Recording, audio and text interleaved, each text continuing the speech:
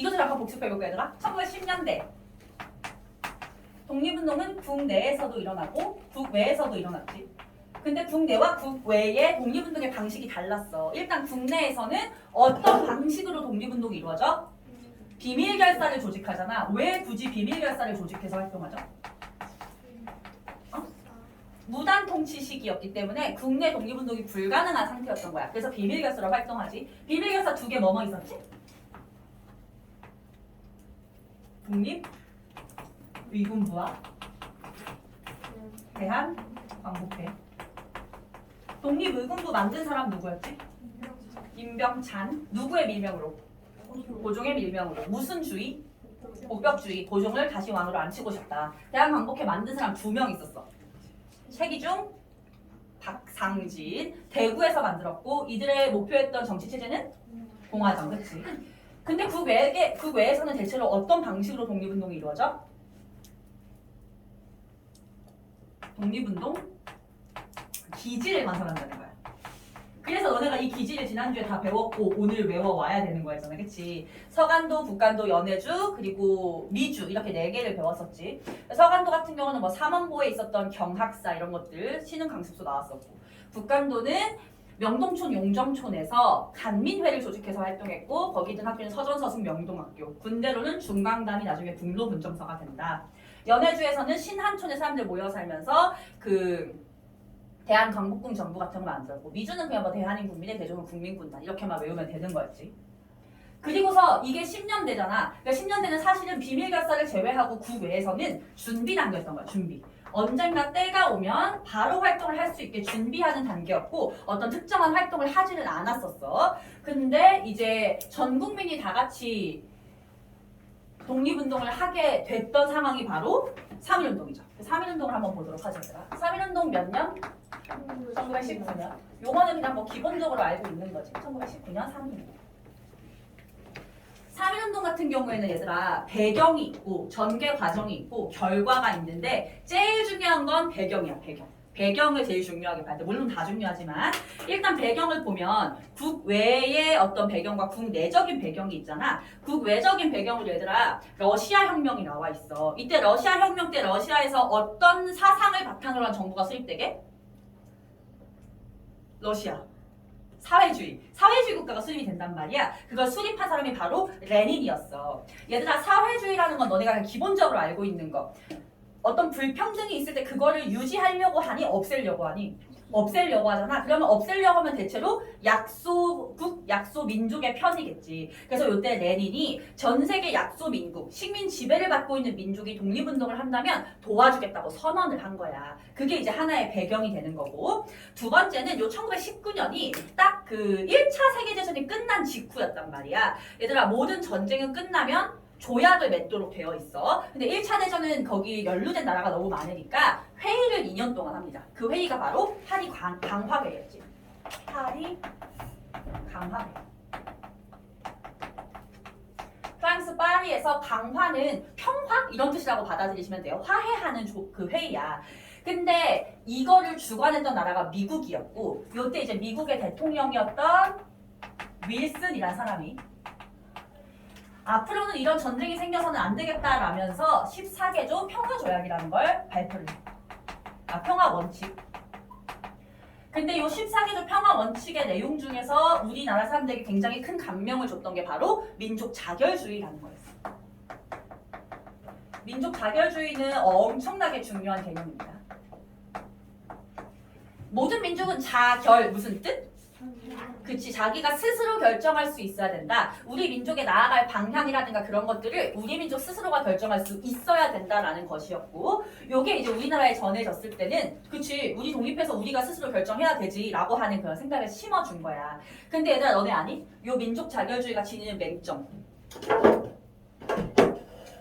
요 민족 자결주의는 패전국, 1차 대전의 패전국의 식민지에만 해당되는 내용이었어. 그래서 1차 대전 대표적인 패전국이 독일이어가지고 그 독일의 식민지를 없애려는 게 이들의 목적이었는데 당시 일본은 승전국이었단 말이야. 그래서 우리나라에 해당이 안 되는 내용이었다는 거.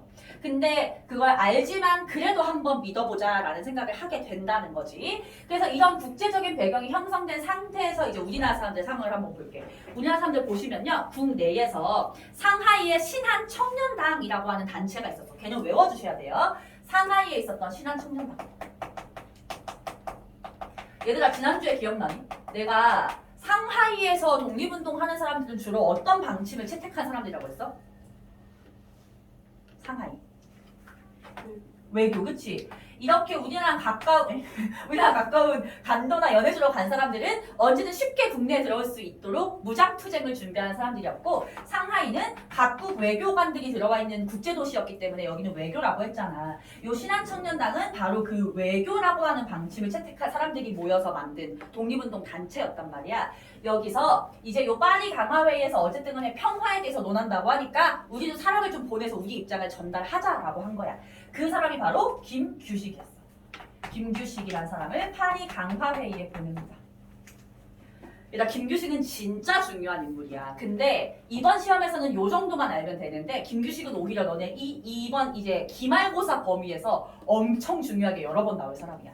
김규식 같은 경우는 독립운동 역사를 통째로 봤을 때 거의 중요도가 김구 정도에 해당한다고 보면 돼. 엄청난 독립운동의 지도자인데요. 나중에 너네가 사진을 검색해보면 사진이 나오거든, 얘들아. 젊었을 때 사진 보면 엄청 훈남이야. 약간 나는 고등학교 때 공부할 때 약간 내 스타일인데 막 이러면서 공부를 했었어. 안경 끼고 약간 좀 교회 오빠 같은 스타일에. 근데 이 김규식 같은 경우는 원래 태어났을 때 부모님이 안 계셨대. 버려진 건지 돌아가신 건지 모르겠는데 고아였어. 그래서 굉장히 어린 나이부터 그냥 보육원에서 자랐던 거지. 기억 속에 부모님이 없는 거야. 그러다가 김규식이 6살 정도 됐을 때 입양이 돼. 근데 김규식을 입양한 사람들이 누구였냐면 언더우드라는 이름의 부부였어. 미국인입니다. 미국인이고 우리나라에 선교 활동을 하러 들어와 있는 선교사들이었거든. 진짜 교회 오빠인 거야. 근데 이 언더우드 부부는 나중에 사실 우리나라에 굉장히 큰 역사적인 족적을 남긴 사람이긴 한데 이 사람들이 나중에 연세대학교를 창립한 사람들이에요. 연세대학교의 뭐라고 해야 되니? 창립자? 야. 그래서 이제 연대 가면은 뭐 언더우드 어쩌고 막 이런 게 되게 많이 붙어 있어. 그러니까 이 사람들은 상상해 보건대 좀 재력도 있고 학식도 있고 그런 사람들이었을 거 아니야. 그런 사람들 밑에서 6살 때 입양돼서 자라다 보니까 원어민으로 크는 거야. 그렇지 않겠어? 6살 때 유학만 가도 언어가 트이는데 부모님이 미국인이니까 거의 원어민 수준의 영어를 구사했다고 하고 그것뿐 아니라 좀 천재였던 것 같아. 언어 천재. 그래서 내가 김규식을 되게 좋아해서 관련된 책 같은 걸 많이 찾아봤는데 자그마치 14개 국어를 했대. 근데 영어를 시작으로 해서 유럽 언어는 다 한 거지. 뭐 독일어, 프랑스어, 포르투갈어 다 하고 라틴어도 하고요. 무슨 인도말까지 했대. 좀 짜증나는 스타일이긴 한데 그러니까 이 김규식이 한 번 딱 파리 강화에 가면 어느 나라 사람들을 만나든 간에 다 의사소통이 가능하니까 되게 제대로 사람을 뽑은 거지. 그치? 어쨌든 이 김규식이 파리 강화회에 가게 됩니다. 그러나 어쨌든 가는 데까지 좀 오랜 시간이 걸렸기 때문에 이 김규식 가는 동안 3.1운동은 이미 터졌다고 생각을 하면 돼.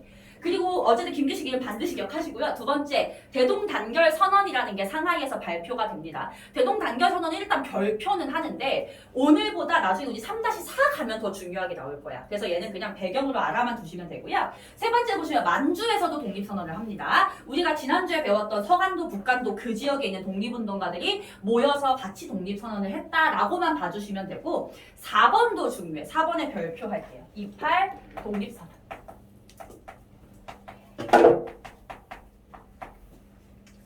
28 독립선언은 어디서 발표한 거냐면 일본 도쿄에서. 도쿄에 유학 가 있었던 유학생들이 발표한 선언이었어. 얘들아 그럼 당연히 생각해봐. 일본의 수도가 어디니? 도쿄잖아. 그러면 당연히 일본의 수도에서 한국인들이 뭔가 독립선언을 한다? 그럼 그거를 보고 있었던 한국인들은 뭐라고 생각했겠어? 일본 뭔가 내부적으로 문제 생긴 거 아니야? 이런 생각을 하겠지, 그치? 그래서 이제 이런 것들이 모두 다 이제 우리나라의 어떤 3.1운동이 시작하게 되는데 영향을 줬다라는 거야. 근데 이런 거는 어떻게 보면 다 좀 간접적인 배경이고 직접적인 배경은 뭐냐면 요때 고종이 돌아가셔요. 고종이 이때 돌아가시는 거야. 근데 고종 같은 경우에는 돌아가셨을 때 바로 어떤 소문이 도냐면 일본이 고종을 독살한 거다라는 소문이 도는 거야. 이건 말 그대로 소문이고 진위 여부는 지금도 몰라 얘들아. 근데 왜 그런 소문이 돌았냐면 일단은 지난주에 독립의 공부를 도와줬던 거죠. 고종이 독립의 공부뿐 아니라 만주에 있는 독립운동가들한테 막 돈을 보내주는 일들이 있었대. 우리 그 옛날에 대한제국 배울 때 대한제국에서 황실재정기구를 설치했었거든. 그 황실재정기구에서 고종이 되게 몰래 비자금을 많이 빼돌렸었어. 나중에 역사학자들이 그 비자금을 어디다 썼나 하고서 추적을 해보니까 독립운동가한테 송금해준 흔적들이 막 발견이 된 거야. 그래서 그거를 일본이 알고서 이제 죽였다라고 하는 소문이 도는 거죠. 그리고 그때 기록을 보면 고종이 죽은 그 시신에 보라색 반점 같은 게 막 있었다는 기록이 있거든. 근데 그게 전형적으로 청산가리 먹었을 때 나타나는 증상이란 말이야. 근데 그러면 당연히 이 사람의 그런 사인을 알아보려면 부검이라든가 이런 절차를 거쳐야 되는데 일본이 그냥 바로 장례를 실시해버려서 아무런 그 진실을 알 수가 없게 돼버린 거야 지금은. 근데 어쨌든 간에 이제 그런 걸 다 차치하고서라도 어쨌든 고종이 돌아가셨을 때 우리 민족의 그런 생각에서는 독살을 당연히 의심이 되잖아. 그래서 이제 이런 여러 가지 배경 속에서 고종이 독살당했다는 소문이 돌면서 국민들이 고종을 좋아했건 아니건 분노하는 거지. 그래서 이제 요 고종의 사망을 계기로 해서 독립운동을 본격적으로 준비를 하게 되는 거야. 얘들아, 요 준비 단계를 보시면 두 개의 계층이 준비를 합니다. 하나는 종교계 인사들이었어. 그래서 뭐 기독교, 불교, 천도교 여러 종교의 인사들이 모여서 33인을 꾸려서 이분들을 우리는 민족 대표 33인이라고 부르게 되고요. 또 누가 같이 준비를 하냐면 학생들이 같이 준비를 하는 거야. 얘들아, 왜 하필 종교계 인사들과 학생들이었을까? 우리 한번 생각을 좀 해볼 필요가 있어. 왜 하필 다양한 계층 중에서 이 사람들이었을까? 지식인. 맞았어. 그것도 되게 중요해. 근데 지식인이라는 게 뭐랑 연결이 되냐면 우리 1910년대 무단통치 시기에 언론, 출판, 집회, 결사의 자유가 있어 없어? 없지. 근데 이 사람들은 있게 없게? 언론, 출판, 집회, 결사의 자유가 유일하게 있어. 왜? 어디 뭐 교회를 가든지 해야 될 거 아니야. 모여야 되잖아. 학교에 가야 될 거 아니야. 그치? 그리고 성경이든 불경이든 있어야 될 것이고 교과서를 읽어야 될 거잖아. 그치? 그러면 이 사람들은 모여서 합법적으로 몰래 뭔가 준비를 할 수 있는 환경이 조성이 돼 있었다는 거야. 유관순 열사 같은 경우에 유관순 열사랑 같이 독립운동을 했던 분이 되게 오래 사셨던 분이 계시거든. 그래서 그분에 대한 인터뷰 자료가 남아있는 걸 쌤이 봤었는데 이렇게 얘기를 하시더라고. 그냥 관순이하고 자기는 아무것도 모르는 그냥 이화학당의 학생이었는데 어느 날 딱 학교를 갔는데 그 선배 언니가 오더니 주먹밥을 주면서 이거 줄 테니까 심부름 좀 해줄래? 이렇게 물어봤대. 그때는 다 배가 고픈 시절이니까 좋다 하고서 받고서 이제 뭐를 심부름을 시키냐고 봤더니 그 무슨 보따리를 주면서 이런 사람들이 오면 이 보따리를 전해주라고 했다는 거야. 그래서 전달을 해줬대. 그러고서 그 언니들이 몇 번 더 부탁을 해서 그걸 여러 번 심부름을 했던 거야. 나중에 궁금하잖아. 왜 자꾸 이런 심부름 시키나 하고서 나중에 몰래 보따리를 열어봤더니 그 안에 태극기가 다 쌓여 있었다는 거야. 이런 식으로 준비를 할 수가 있었다는 거지. 그래서 이건 우리가 좀 생각을 좀 해볼 수 있는 지점인 거야. 그래서 이들이 같이 이제 준비를 하고서 3월 1일 날 거사를 치르기로 하는데 얘들아 왜 하필 3월 1일이게? 왜 하필 3월 1일이었을까? 내가 옛날에 재작년인가 이 수업 때 이걸 애한테 물어봤더니 어떤 애가 뭐라고 했는지 알아? 3일절이라서 학교 안 가서요 이러는 거야. 이건 3.1운동 때문에 3.1절이 된 거니까. 일단 3월 1일이었던 이유는 요 날이 고종의 장례식이었기 때문이었어. 고종의 국장이라고. 그러면 굳이 사람들을 모으려고 하지 않아도 알아서 서울에 사람들이 모이게 되니까 이 날이 제일 적합한 날이었다 이렇게 되는 거죠. 요거는 그냥 알아두시면 돼요. 여러분 교과서에는 보니까 없는 것 같긴 했는데 대부분 교과서는 있어서 선생님이 시험에 언급을 할 수도 있어.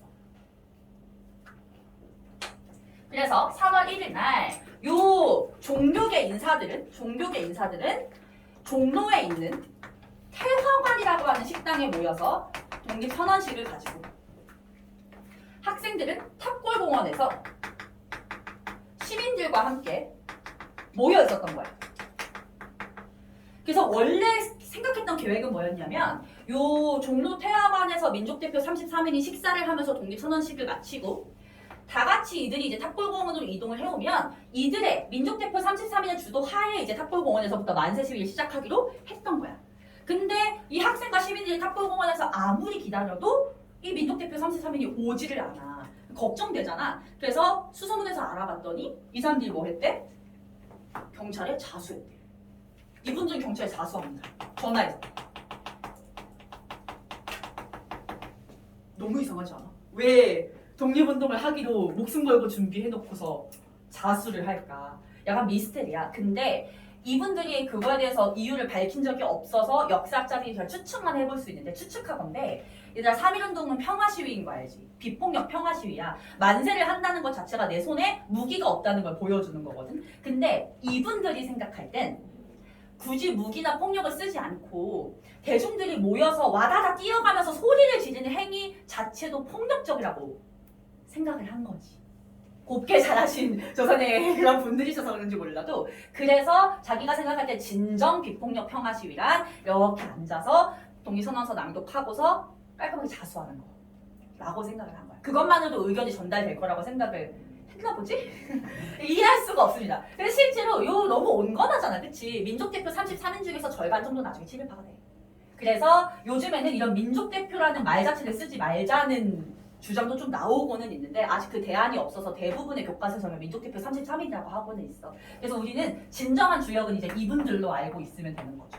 이분들이 자수했다는 얘기를 들었을 때 당황하고 또 이제 10대 어린 학생들이면 되게 어떻게 해야 될지를 몰랐을 수 있지만 거기서 이제 중심을 잡고서 만세 시위를 시작을 했다는 거지. 그러면서 이제 본격적으로 3.1운동이 커지게 되는데 3.1운동 얘들아 거기 보시면 1단계, 2단계, 3단계로 나눠놨어. 그치? 근데 사실 그 단계가 중요한 건 아니에요. 막 그렇게 단계 나눠서 공부할 필요는 전혀 없고 그냥 간단하게 생각해서 당연히 요거 서울에서 시작했을 거 아니야. 서울에서 주변 도시로 퍼졌을 것이고 예를 들면 평양이라든가 뭐 대구라든가 이런 큰 도시로 퍼졌겠지. 그리고서 점점점 농촌으로 퍼졌을 거 아니야.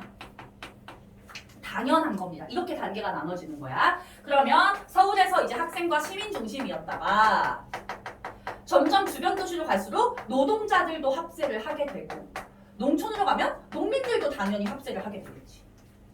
하나도 어려울 거 없어. 그치? 그런데 여기서 우리가 하나 좀 봐야 될 것은 시간이 흐르는 과정에서 특히 농촌으로 퍼졌을 시기가 되면 시위가 조금 과격해진다는 거야. 과격화가 되고 이때부터는 비폭력 평화는 벗어던지고 무력투쟁으로 바뀐다는 게 포인트입니다. 무력투쟁.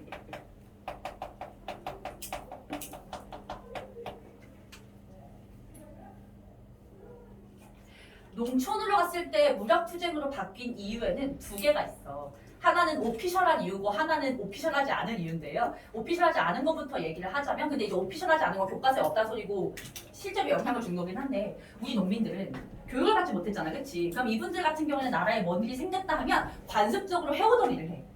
예로부터 농민들은 나라에 일 터지면 뭐를 하냐면 곳간 가서 곡괭이 들고서 일단 나간단 말이야. 그래서 이분들이 갑자기 곡괭이가 낫을 들고 막 나가기 시작하는 그런 현상이. 얘들아 나 진짜 무서운 거 알지? 쌤이 얼마 전에 한문철이라고 아니? 그 교통사고 그거 하는 변호사 그분도 유튜브 내가 초보 운전이라고 자주 본단 말이야. 운전하는데 앞차가 갑자기 확 껴든 거야. 그래서 이제 그 차 때문에 급정거하고 사고 날 뻔했으니까 빵 한 거지. 그랬더니 갑자기 그 앞차 운전자가 내려서 분노해가지고 하는데 갑자기 차에서 낫을 들고 내리는 거야. 근데 낫을 막 창문에 막 찔. 너무 무섭잖아. 그렇게 하면서 이제 무력투쟁화가 됐고 사실은 이제 교과서에서는 뭐라고 얘기를 하냐면 일본이 무력으로 진압을 했다는 거지. 우리나라 사람들은 손에 아무런 무기 없이 평화적으로 시위를 하는데 그 앞에다 대고 총을 갖다 대고 칼을 갖다 대고 이렇게 진압을 했다는 거야. 상대편이 우리를 갖다가 무력으로 진압하는데 거기서도 비폭력을 지키겠다면서 가만히 있으면 오히려 바보잖아. 그래서 우리도 이 무력 진압에 대응하기 위해서 무력 투쟁을 하기 시작했다. 이렇게 얘기를 하는 거고 실제 유가순 열사 같은 경우에도 천안에 내려가서 고향에 내려가서 가족들과 같이 만세 시위를 하는데 아버지가 바로 내 눈앞에서 이 만세를 하고 있는 상황에서 총을 맞고 돌아가시는 걸 봤다고 하고 그때부터 본격적으로 뭔가 3.1운동을 주도했다고 얘기를 하거든. 그러니까 이 일본의 무력 진압이 너무 심했다는 거죠. 경찰과 헌병 경찰과 군대를 동원해서 특히 일본의 무력 진압을 보여주는 대표적인 사례가 바로 제암리 학살 사건. 굉장히 중요합니다. 제암리 학살 사건. 얘가 지금 화성, 수원 요쪽에 있는 작은 마을인데 요 제암리라고 하는 마을의 남자들이 유독 다른 지역보다 독립운동을 더 열심히 했나 봐. 그래서 일본이 요 제암리에 있는 교회 건물에다가 이때 뭐 초가집처럼 생겼었다고 하거든. 여기에 그 동네 남자들 다 모아서 불러놓고서는 나갈 수 없게 문과 창문을 다 막은 상태에서 그냥 산채로 불을 질러버리지. 그렇게 해서 다들 돌아가셨고 살려고 뛰어나온 사람들 전부 다 총을 쏴서 죽여버린 거야. 거기다가 그걸로도 모자라서 이제 다 무너진 상태에서 시신들이 바닥에 있을 거 아니야. 그 시신들에 대해서 확인 사살도 했대. 근데 나 원래 확인 사살이라고 하는 거는 전쟁 중에 나의 적군에게 해도 비인간적인 행위라고 국제법적으로 보거든. 근데 전쟁 중도 아니고 무차별적으로 학살해놓고서 그들에 대해서 또 이제 확인 사살을 한 거야. 이때 살아남은 이 동네 여자분들, 내 남편이나 아버지나 아들을 잃은 여자분들의 기록에 의하면 그때 외국인 기자들한테 인터뷰를 했는데 시체 썩는 냄새가 일주일 동안 그냥 온 동네에서 떠나지를 않았대. 그러니까 얼마나 슬펐겠어, 그치? 내 가족과 내 친구와 이웃을 잃었으니까. 근데 그걸 보고 있었던 이제 또 외국인 기자들은 이제 너무 비인간적이라고 본 거지. 그때도 말했지만 일본은 언제나 미국과 영국의 눈치를 보잖아. 미국과 영국이 일본 선 넘었다. 우리도 식민지 많지만 이렇게까지는 안 한다. 이런 식으로 이제 일본에 대해서 비난을 가하게 돼. 그게 사실은 일본이 무단 통치를 접고 문화 통치로 바꾸게 되는 원인 중에 하나가 되기도 했어. 걔네 눈치를 보느라. 알겠지? 자, 어쨌든 간에 이렇게 해서 시위가 4월까지 이어지고 나중엔 이제 국외에서도 뭐 만주라든가 아니면은 멀리 미국의 필라델피아에서까지 3.1운동이 퍼지게 되지. 그렇게 해서 3.1운동은 우리 역사 가장 큰 규모의 최대 규모의 독립운동이 된다가 일단 결론입니다. 알겠죠? 얘들아, 요 밑에 의 및 영향을 보시면 이것도 시험에 많이 물어보는데 전혀 어렵지 않기 때문에 1과만 보셔도 돼요.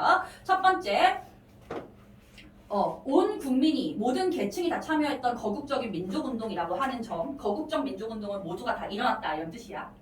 두 번째는 일제강점기 최대 규모의 민족운동이다. 일제강점기 3.1운동보다 더 큰 규모로 일어난 민족운동은 없습니다.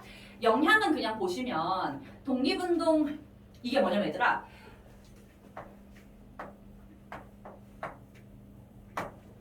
3.1운동은 얘들아 내가 한번 물어볼게. 성공한 거니 실패한 거니? 3.1운동은 성공일까 실패일까?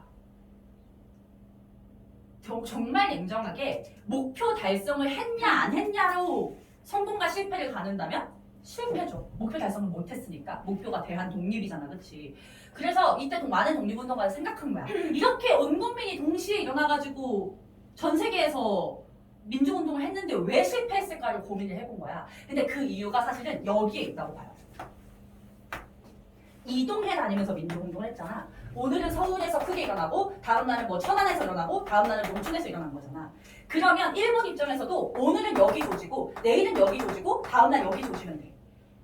우리가 이렇게 이동해 다니면서 민족운동을 시위를 한다는 건 일본에게 진압할 시간이 그만큼 주어졌다는 의미랑 같다는 거지. 그러면 3.1운동이 일본에게 큰 타격을 줄 수 있으려면 어떻게 해야 되냐? 한나라시아 전국에서 빵 하고 일어났어야 된다는 거야.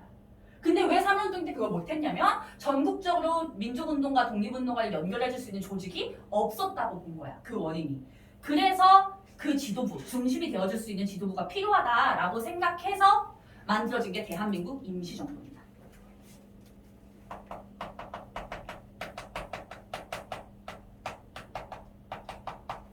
줄여서 그냥 임정이라고도 불러요. 임정.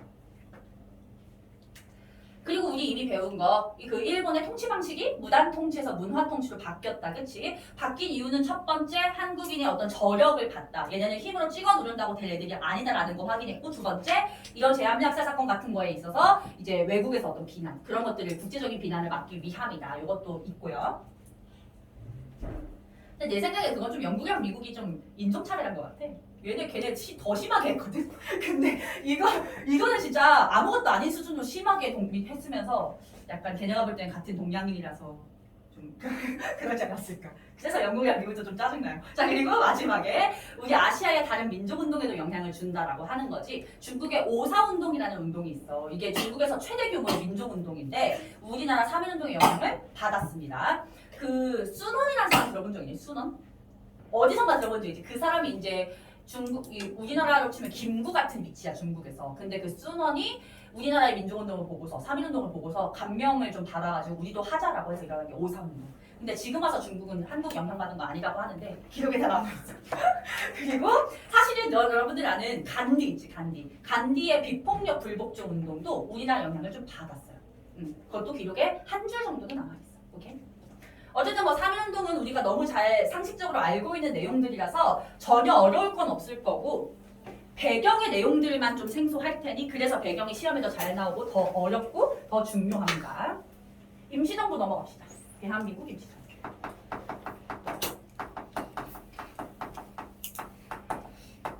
임시정부는 아까 말했듯이 3.1운동의 영향으로 그 지도부의 필요성이 제기가 되면서 1919년 3.1운동과 같은 해에 만들어져. 근데 얘들아 이때 우리나라의 독립운동가들은 여러 지역에 퍼져 있었잖아. 그래서 처음부터 하나의 단일한 임시정부가 만들어질 수는 없었고 처음에는 총 3개의 임시정부가 만들어져. 그러다가 통합을 하는 거야. 맨 처음에 만들어진 건 요 지역이었어. 여기 무슨 지역이게? 연해주. 그치? 연해주에서 만들어졌던 임시정부는 대한국민의회입니다.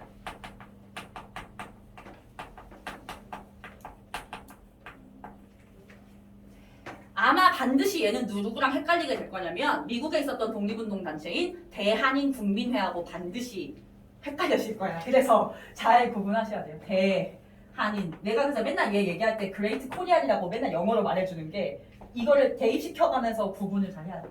그냥 보면 비슷합니다. 그리고 상하이. 상하이에서 만들어졌던 임시정부는 이름 자체가 사실은 대한민국 임시정부야. 근데 통합된 대한민국 임시정부랑 이름이 같다 보니까 구분하기 위해서 그냥 상하이 임시정부 이렇게 부르기도 해요.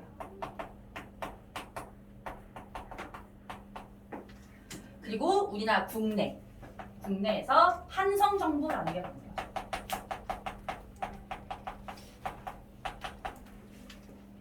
근데 얘들아 아무리 3.1운동 이후로 일본이 통치 방식이 조금은 유해졌다고 해도 국내에서 정부를 만드는 게 가능했을까? 불가능했겠지, 그치? 그래서 여러분들은 한성정부는 뭐라고 생각하실 거냐면요. 종이상으로만 존재한다. 문서상으로만 존재한다. 이렇게 알아두시면 돼요. 그냥 문서로 한성정부를 만든다. 대통령은 누구, 국무총리는 누구라고 적어놨을 뿐이지 실체가 없어. 최소한 무슨 어떤 건물에서 모인다거나 그런 것도 없었다고 보시면 돼요. 그래서 요 3개의 정부를 갖다가 통합한다라고 했었을 때 선택지가 사실은 몇 개밖에 없는 거야. 2개밖에 없는 거지. 여기로 통일하거나 여기로 통일하거나. 근데 얘들아 연해주랑 상하이 중에서 어느 한 지역을 고른다는 건 되게 중요한 문제야. 왜냐하면 연해주랑 상하이는 선택할 수 있는 독립운동의 방법이 다르기 때문에 그냥 단순히 지역을 고르는 걸 넘어서서 우리 임시정부가 어떤 방법으로 앞으로 독립운동을 할 것인가의 문제였단 말이야. 굉장히 중요한 문제였어. 요 연해주는 어떤 방식으로 독립운동을 하죠? 연해주? 네? 맞았어. 무장투쟁. 이 땅에서 여기는 사람이 별로 없으니까 여기서 이제 군대를 키워서 국경을 넘어서 한반도로 들어가겠다라고 하는 방식을 채택하는 거고 상하이는 무슨 방식? 외교 방식이잖아. 그치? 그래서 임시정부를 상하이에 두느냐 연해주에 두느냐는 무장투쟁을 선택하느냐 외교를 선택하느냐의 중요한 문제였던 거야. 그렇게 해서 여러 가지 통합의 논의를 걸친 결과 결국은 얘가 임시정부가 어디로 통합되게? 상하이로 통합되죠. 상하이에서 통합이 되고요. 여기서 얘가 요 표현 반드시 밑줄을 그어 놓으셔야 되는데 한성정부의 법통을 계승한다 이렇게 되어 있어요.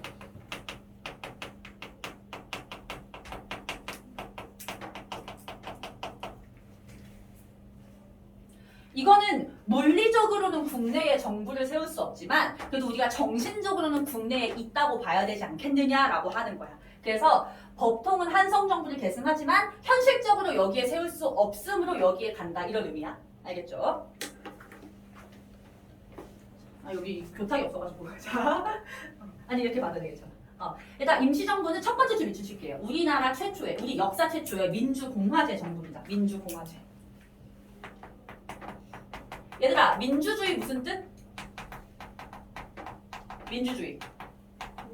나라의 주인이 국민인 거잖아, 그치? 우리 일제강점기 전까지만 해도 나라의 주인은 황 황제였어. 대한제국의 황제. 근데 이제 우리나라는 나라의 주인이 국민이다라고 밝히고 있는 거고 공화제라는 건 공화정을 채택하겠다는 거지. 그래서 국가의 대표를 국민이 선출한다 이렇게 되는 거야. 삼권 분립이고요. 얘들아 삼권 분립은 무슨 부 나누는 거지? 입법, 행정, 사법. 그치? 외워주셔야 돼요. 이때 당시에 입법부, 행정부, 사법부를 뭐라고 불렀는지. 사법부는 그냥 법원이고요. 입법부는 우리 지금 국회잖아. 요때는 임시의정원. 행정부는 국무원.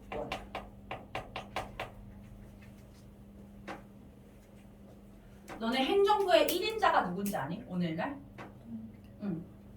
대통령. 2인자는? 국무총리. 그 국무총리의 국무라고 보시면 돼요. 알겠죠?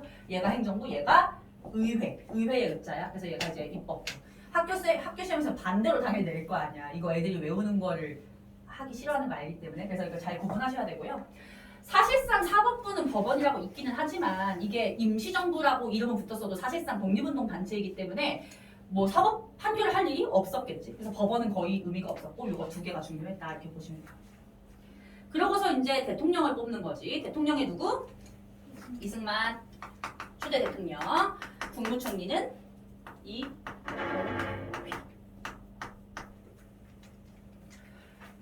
얘들아 상하이로 갔다라고 해서 무장투쟁을 하지 않는다라고 볼 수 있을까?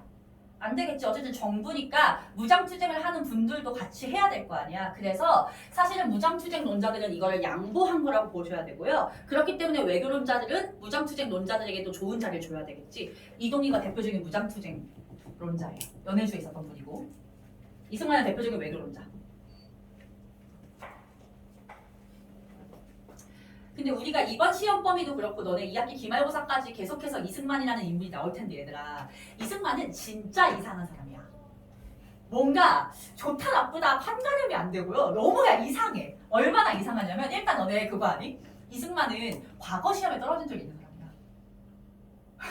이승만이 얘들아 우리 1학기 기말고사 첫 시험 범위였던 흥선대원군 시기에 태어났어요.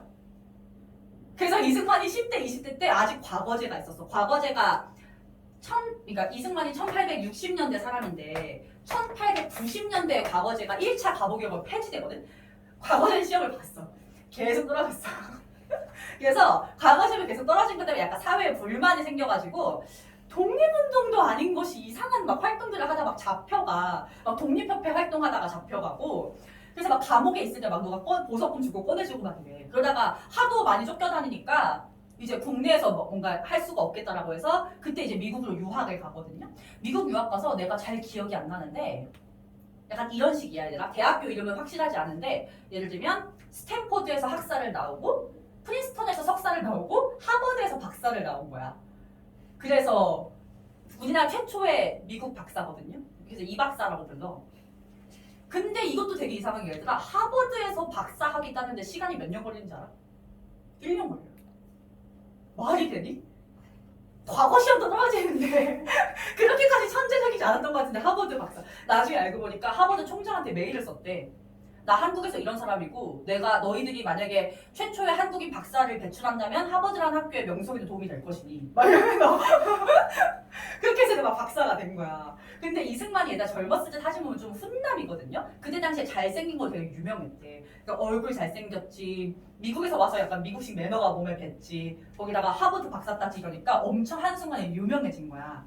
근데 이승만은 약간 미국 빠여가지고요. 그 미국에 있고 약간 자기가 미국의 하버드 출신인 거 되게 자랑스러워했어. 뭐 당연히 자랑스럽겠지만 그래서 약간 자기 스스로에 대한 그것도 좀 있었던 것 같고 내가 나 정도 급이면 막 이런 걸 해야 돼. 이런 거 있잖아. 그래서 사실은 원래 이 임시정부를 만들 때 제일 노력을 많이 했던 사람이 안창호였거든. 안창호 같은 경우 이제 1학기 때 신민이 할 때도 배웠지만 워낙에 훌륭하신 분이고 진짜 독립운동에 일생을 불사르신 분이란 말이야. 그래서 이 안창호가 그때 당시 전 모든 독립운동가들에게 좀 이미지도 좋고 신망도 좋고 해서 원래는 요때 대통령으로 다들 안창호를 원했어.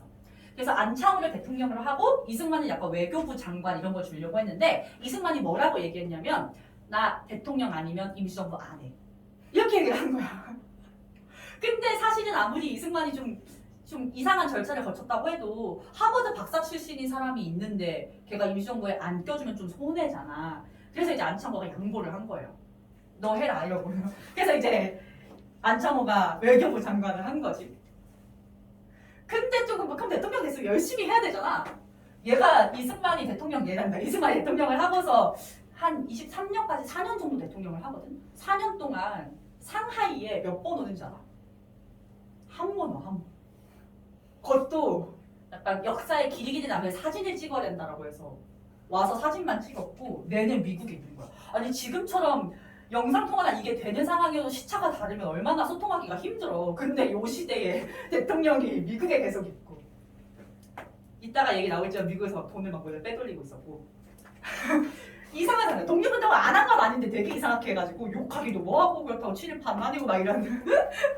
그래서 이동희는 이제 훌륭하신 분이고요. 나중에 이승만은 대통령 우리 기말고사 범위에서 대통령 된 다음에도 진짜 이상한 짓을 많이 했어. 이승만 그렇고요. 근데 이승만 얘들아 얼마나 그 미남이었냐면 이승만이 하와이에서 생활할 때 지난주에 잠깐 얘기해서 지금 하와이에 대조선 국민군단을 만든 박용만하고 사이가 안 좋았다고 했잖아. 이승만이 하와이에 있을 때 여자들한테 엄청 인기가 많았대. 막 3명이 동시에 막 고백하고 막 상사병을 막 이렇게 그래서 왜냐면 말을 되게 잘했대. 이 말빨이 좋았나 봐. 그래서 요 이승만이 하와이 있을 때 한 여자는 이승만한테 차여도 계속해서 구애를 한 거야. 그러다가 이제 심지어는 이때는 사람들이 호를 쓰잖아. 호. 이승만은 우남인가? 그런 호를 써요. 우남? 맞는 것 같은데. 이런 호를 쓰거든. 그래서 그 이승만을 너무 짝사랑하던 그 여성분은 자기 호를 우담으로 지었어. 서당할 때 당이거든요. 이승만의 집. 언제든지 나에게 와하면 난 바가지를 자신. 진짜 이상하다. 어쨌든 이승만 대통령, 이동희 국무총리 이렇게 해서 일단 시작부터 뭔가 좀 좋지 않잖아, 그치? 임시정부 제대로 굴러가지 못한다는 거야. 자, 일단은 임시정부의 활동을 일단 보면 아까도 말했듯이 3.1운동 이후에 임시정부의 필요성이 제기됐던 이유 자체가 전 세계에 퍼져 있는 독립운동가들 연결해줘야 되는 거였잖아. 그 역할을 제일 중요하게 하는 거야. 그 역할을 했던 게 과로 1번의 국내외 연락이고요. 연통지랑 교통국은 별표하세요.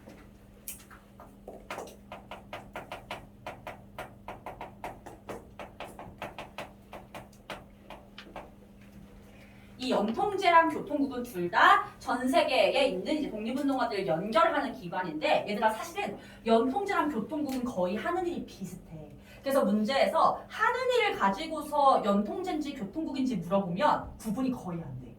그래서 너희들 얘네를 구분할 때 키워드를 뭐를 잡으셔야 되냐면 연통제는 동그라미 해봐. 비밀 행정조직이고요. 행정.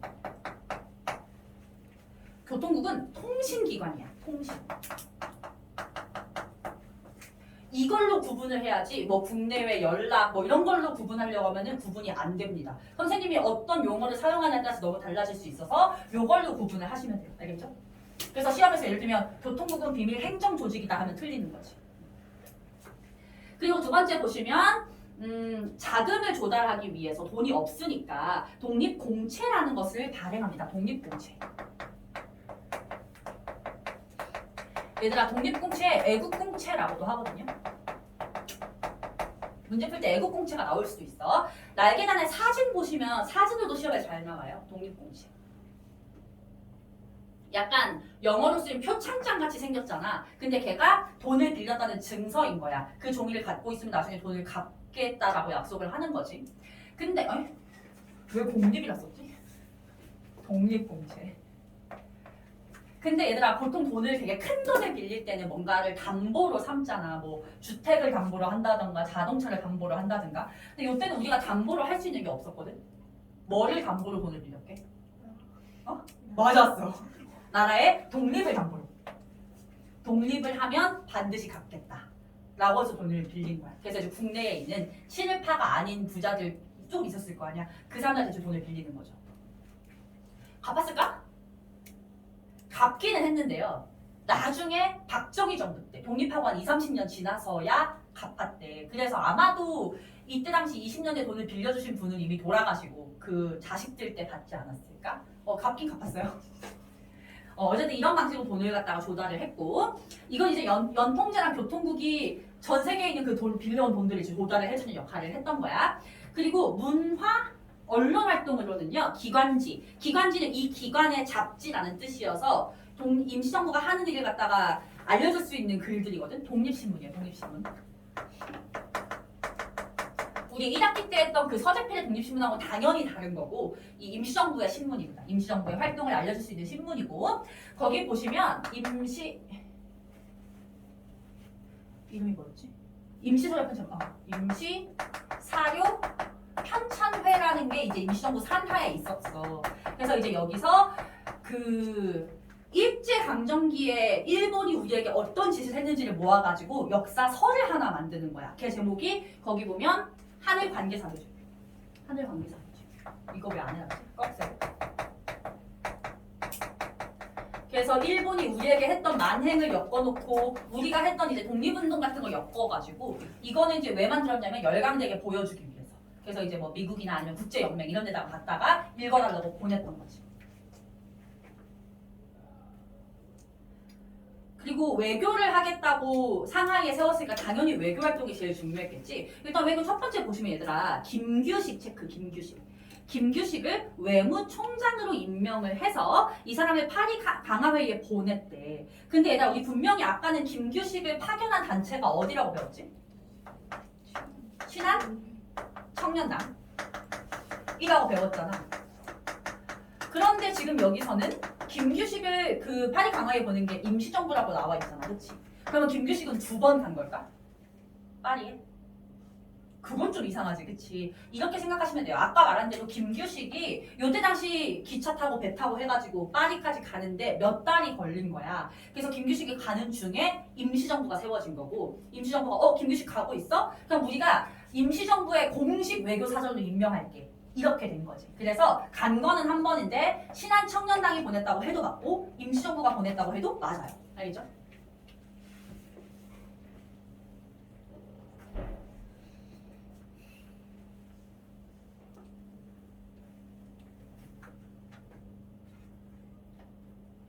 그리고 당연히 외교 활동하는 데 있어서 가장 중요한 나라는 미국이었겠지. 근데 미국에 지금 누가 있어? 대통령이 있잖아. 그래서 이제 대통령이 이제 자기가 미국에 있어야 될 구실이 필요하니까 내가 미국을 상대로 외교를 해야 돼서 상하이에 못 간다 이렇게 한 거야. 그래서 그 미국을 상대로 외교를 할 수 있는 기관인 구미 위원부를 설치합니다. 워싱턴에.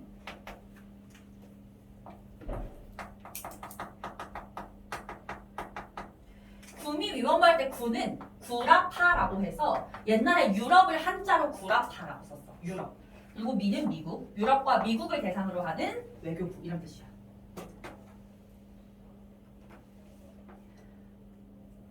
근데 이 구미위원부 활동을 할 때 이승만이 돈이 자꾸 필요하다고 해서 돈을 많이 보내줬는데 나중에 그 돈의 출처를 밝히라고 하니까 밝히지 못하는 초유의 사태가 발생을 하기로 했었지. 세 번째 내용은 그냥 읽어만 보시면 근데 선택지에 나올 수는 있는데요.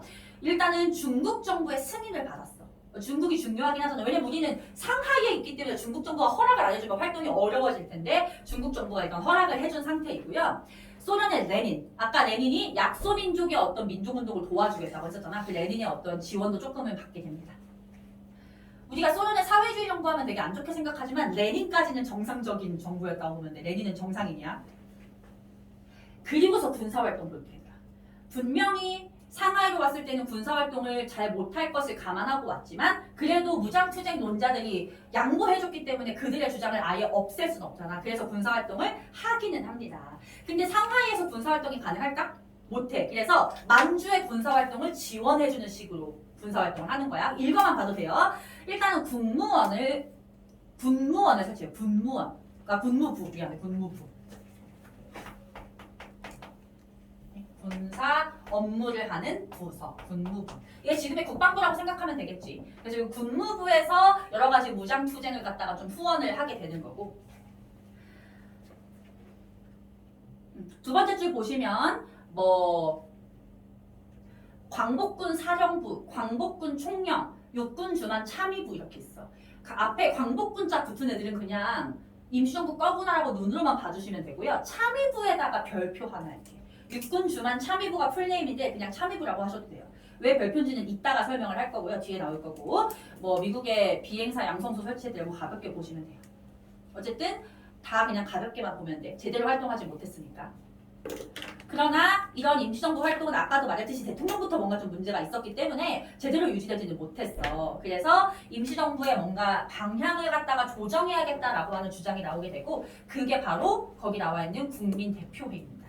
국민대표회의는 여러분들이 이번 시험 범위에서 연도를 외워야 되는 사건 중에 하나예요. 연도를 많이 물어봐요. 일단은 배경을 보시면 일본의 일찌감치 조금 연통제랑 교통국이 발각이 돼요. 그래서 연통제랑 교통국이 국내외 독립운동과 연결해줘야 되는데 그 일을 못하게 되는 거야. 그 상태에서 외교 활동의 성과가 미흡했다. 요것만 믿으시면 될 것 같은데 외교 활동의 성과 미흡. 당연하지. 이건 얘들아 정말 당연한 거야. 미국이랑 영국부터가 식민지를 수십 개를 갖고 있는데 우리 얘기를 들어줄 리가 없잖아. 그치? 외교활동은 애초부터 성공하기가 쉽지 않은 상황이었단 말이야. 그래서 당연히 누구의 불만이 커지냐면 이분들 불만이 커지는 거지. 야, 그 돈과 시간을 애초부터 무장투쟁에 썼으면 지금 이미 성과가 나고도 남았다. 이런 생각 당연히 하지 않겠어. 그치? 그래서 요 사람들이 굉장히 불만을 품으면서 결국은 그럼 앞으로의 임시정부를 어떻게 할 것인가에 대해서 논의해보자 라고 하면서 국민대표회의가 열리는 겁니다. 자, 국민대표회의는 23년에 열려요. 연도는 체크를 해두셔야 돼요.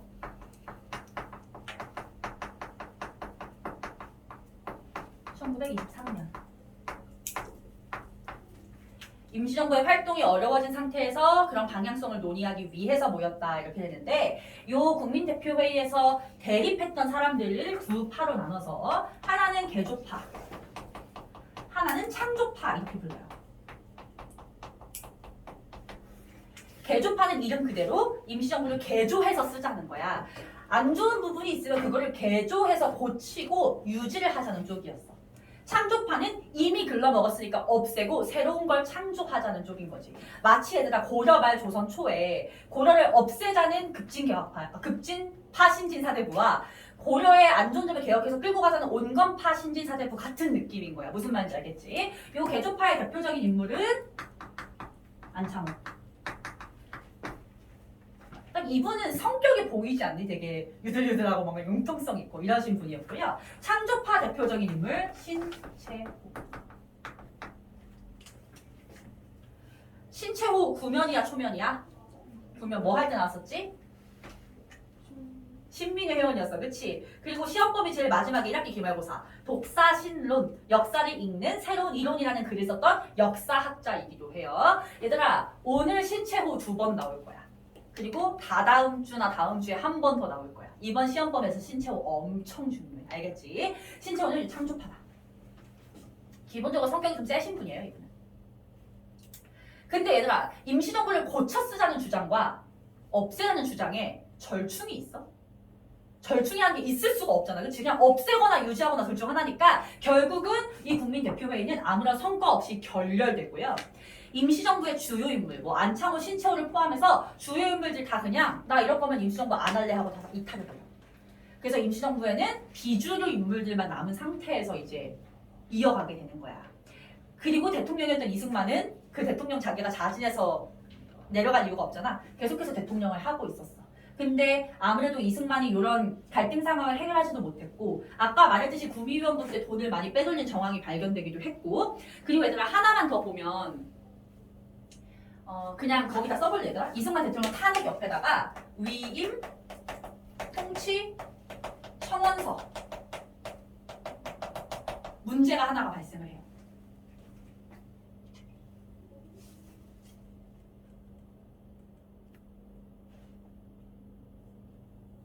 이게 뭐냐면 너네 국제연맹이라고 들어봤니? 지금 유엔의 전신이죠. 편지를 보낸 거야. 우리가 이래도 식민지 저래도 식민지라면 차라리 일본이 아니라 국제연맹의 식민지를 만들어달라 라는 편지를 대통령이 보낸 거야. 물론 일본이 너무 싫어서 그런 생각은 할 수 있지만 대통령이 할 말은 아니잖아. 그래서 이제 이게 굉장히 큰 문제가 되면서 이승만이 탄핵이 되고요.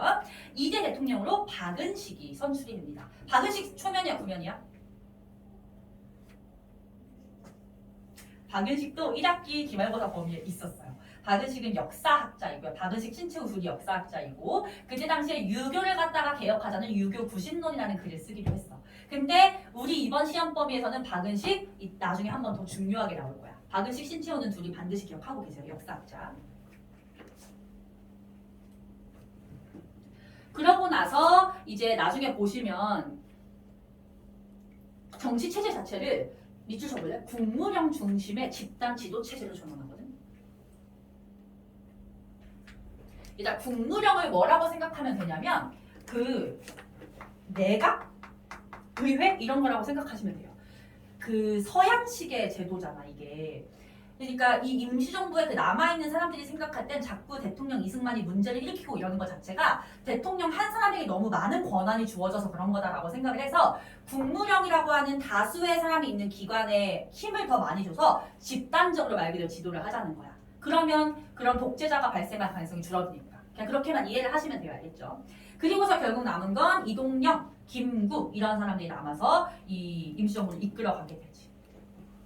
얘들아 우리 지금 역사 시간에 김구 처음으로 교과서에 나온 거야. 그치? 빨간색 쓰면 안 되나? 저희 가명이니까 괜찮아. 얘들아 그리고 김구 선생님 같은 경우에는 너네도 들어봤겠지만 원래는 임시정부의 주요 인물이 아니었어. 아까 말했듯이 주요 인물 이런 분들은 다 임시정부를 국민대표회의 이후에 나간 상태이기 때문에 김구는 완전 비주류였고요. 원래 김구는 임시정부의 문지기였어. 문지기. 근데 김구가 왜 문지기가 됐냐면 일단 김구도 이승만하고 동년배거든요. 그래서 이분도 막 과거 시험을 막 계속 막 떨어지고. 근데 이승만은 좀 똑똑하긴 한데 떨어진 거라면 김구는 좀 똑똑하지 않은 스타일이야 얘들아. 머리가 좋지 않아요. 그래서 계속 떨어져가지고 이분이 나중에 어쨌든 돈을 벌어먹고 살아야 되니까 무슨 일까지 하냐면 사주 역학을 공부해서 사주를 봐주는 일을 막 하고 다녔었어. 근데 너네 김구 키 진짜 큰 거 아니? 키 막 190 이렇게 엄청 크고 손도 진짜 큰 거야. 그래서 약간 우리가 생각하는 김구 선생님의 부드러운 이미지와 달리 원래 약간 싸움꾼 이런 이미지였단 말이야. 어느 날 을미사변이 일어나고 얼마 안 된 시기에 국밥집에 가서 국밥을 먹는데 옆에 일본인들이 와서 앉은 거야. 근데 걔네가 앉아서 밥을 먹으면서 하는 얘기가 야 명성황후 내가 죽였잖아 막 이런 얘기를 막 하고 있는 거지. 이게 그냥 허세인지 뭔지는 모르지만 일단 빡치잖아. 그래서 밥을 다 먹고 밖에 나가서 식당 앞에서 기다리다가 걔가 다 먹고 나오자마자 패서 죽여버려.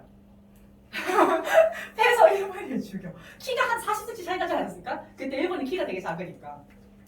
그러고서 걔 시체를 바닥에다가 놓고 위에다가 종이에다가 뭐라고 써서 붙이냐면 원래 보면 김창수거든? 나 어디 사는 김창수다. 범인 잡으려면 여기로 와라. 이렇게 하고서 사라진 거야. 그러니까 맨손으로 명성황후의 그 복수를 했다라는 것 때문에 굉장히 유명해지게 되고 어쨌든 자기 이름 김창수를 밝혀버렸기 때문에 그때부터 이름을 바꿔서 쓰게 되는데 이름이 김구였어. 근데 김구 할 때 구가 원래 거북구라는 한자가 있거든. 손이 너무 커서 거북이 등껍질 같다 해가지고 거북구라는 한자를 썼는데 중요한 건 거북구를 쓸 줄을 몰랐어. 거북 가서 쌤도 못 쓰는 데다 그거 검색해보면 한자가 진짜 복잡하거든. 그래서 그냥 9구를 쓰고 다녔던 그런. 근데 이제 이 김구 선생님이 나중에 이제 또 막 독립운동을 하다가 아버지하고 같이 막 쫓겨다니던 시절이 있었는데 쫓기다가 이제 그 동네에 아는 양반집에 가서 양반집들은 방이 많으니까 우리를 좀 숨겨달라고 한 거야. 그래서 그 양반집에서 김구와 김구 아버지를 숨겨주고서 거기서 같이 살게 되는데 그때 당시 그 김구를 숨겨준 집안에서는 김구랑 또래의 아들이 있었어. 그래서 그 아들하고 같이 공부하면서 큰 거지. 그 아들이 누구냐면 안중근이었어요. 그래서 같이 크다가 안중근은 일찍 그 이토르금이 죽이고 나서 돌아가셨고 김구는 이제 또 갈 곳이 없어진 거지. 참고로 그때 안중근 어머니하고 김구 어머니도 친해져가지고 두 분도 돌아가실 때까지 계속해서 독립운동 하셨어요. 연로한 나이에도. 그러다가 이제 김구가 그냥 어디 가면 김구는 웬만하면 알아. 너 그때 그 명성황후 죽인 일본인 죽이네? 까진 아는데 우리나라는 지금도 그렇지만 요때도 주먹보단 머리 좋은 사람을 좋아하다 보니까 인정을 받지 못하는 거야. 그래서 임시정부가 만들어진다는 소식을 듣고서 상하이에 가가지고 나도 임시정부 껴달라고 했을 때 다 안 된다고 한 거야. 그냥 너같이 힘센 애 필요 없어. 우리는 똑똑한 사람이 필요해. 이런 상황이었던 거지. 그래서 김구가 진짜 허드렛 일도 자긴 다 할 테니까 제발 한 번만 시켜달라고 해서 겨우 문지기 자리를 줬던 거야. 근데 어떻게 보면 그 똑똑하신 분들은 다 금방 임시정부를 포기하고 나가버렸고 끝까지 버텼던 김구가 최종적으로 우리가 임시정부 하면 떠올리는 사람이 됐으니까 어떻게 보면 전바의 승리? 뭐 그런 느낌이죠. 물론 김구가 나중에 노력을 굉장히 많이 하긴 했는데 초창기에는 그런 입지는 아니었다는 거지. 어쨌든 간에 그렇게 해서 김구가 이때부터 이름이 나온다까지 보시면 되고요. 임시정부가 아마 시험에 나오는 비중 대비 왜 이렇게 좀 많아요. 임시정부 생각보다 문제 많이 안 나오거든요. 그래서 조금 암기에 신경을 써줘야 되는 파트고 우리 내가 계속 얘기했지만 제일 마지막 소단원이 제일 어려울 거라고 했잖아. 그때 임시정부가 또 나오기 때문에 연결성 있게 이해하기 위해서 지금 복습이 잘 돼 있어야 됩니다. 알겠죠? 그러면 쉬었다가 뒷부분 보자.